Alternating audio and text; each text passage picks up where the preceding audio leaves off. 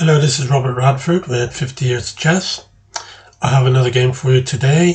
It's against a friend of mine, John Kilminster of Kilminster Chess Club, which exists no more, sadly. They just couldn't raise a team to play in the league any longer, and so they had to disband. But John was a good friend. We played together when I was at Kilminster a few years back. But before then, when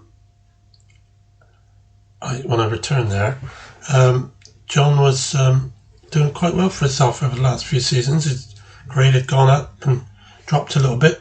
His game against me, he was rated 1781 and I was 1732. John was black and I'm white, and the game went as follows: e4, c5, f4, e6, knight f3, knight f6, knight c3, g6, bishop c4, bishop g7, castles. This is what's generally known as Grand Prix attack. Just a few little things. John was a player who played generally two openings mainly. He liked to play the Scotch with the white pieces and the Sicilian with the black, and this is what John relied on mainly, and he did very well out of it. And as you can see, he's still playing it here with me. Busy man, barrister. Very difficult for him to make it to chess games. He's always coming late and a bit hurried, and so it wasn't the best way to be in preparation for matches. But anyway, let's continue. d4, pawn takes, knight takes, bishop g4, attacking the queen. I can come back with the bishop, but that's a bit negative, and I can come back with the knight, and it's not that clever in my book. So I play queen d3.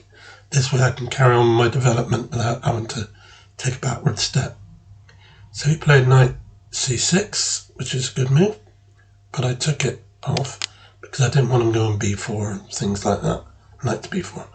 So he took with the pawn, bishop e3, queen a5, and it also connects his rooks. So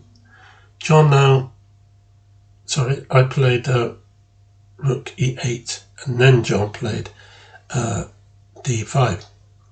Pawn takes, and I drop the bishop back to b3. Now he's played bishop f5. That's a good move. And I'm offering a queen swap so as I can get my knight rolling in this game and get f3 and c3 in, so I don't have to protect it with the bishop. Queen back to c7, bishop d4, e6, queen e7. So the game is sort of got a typical Sicilian look now, as I've got the queen and two rooks on the E and F files. John hasn't yet moved his rooks, but he's about to. First though, he's gone in knight e4. So he's offering a bishop swap, but I played knight b5 first to attack his queen. But he bishop takes bishop check, which I guessed he would do, and I went back with a knight because it's the bishop I'm after on f5, and if he can't move it, it's going to be lost wherever he moves it. Can only defend it. But the problem is if he doesn't play knight, I can play g4 and his bishop's gone.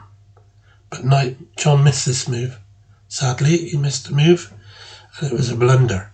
He played rook e8 and overlooked g4. So it's easily done in these sort of games. You just don't realise the danger you're in sometimes. So John played queen to c5. He wasn't going to be deterred. He's attacking my knight. So I defended the knight with the pawn because the bishop's not going anywhere. He's still going to be stuck and he's lost. So he came up with a little plan to try and save it. Knight takes pawn, pawn takes, queen takes, get what he could for his money. I could have gone knight takes bishop here, which was really the right move. Should have. I don't know why I didn't, but I played pawn takes bishop. So I thought his bishop would get out to d5, d4. So he took my knight. I interfered with the check, blocking it, and he drew his queen back to g7 so that he could go pawn takes pawn check. But before he did that, I went f takes e, and he retook with the pawn.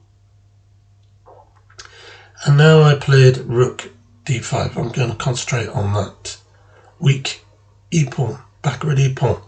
I'm a minor piece up, so Stockfish has given me a 3.5 advantage here against black, and that's pretty much, you can say that's a one game for sure.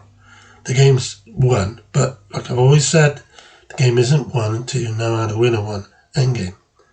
So he played rook e7. I connected the rooks, and John played rook c1. He made another mistake, but he's losing anyway. But he made another mistake because I can just take that good, strong passed d pawn. If he goes pawn takes, I've got rook takes rook, and then he's in a lot of trouble. So John resigned, and he accepted that he made a mistake and he paid for it. So there you are. That's a game with John Kilminster from 2022 in the Bristol District Chess League. Hope you enjoyed the game, and I'll get another game to you pretty soon. Thank you.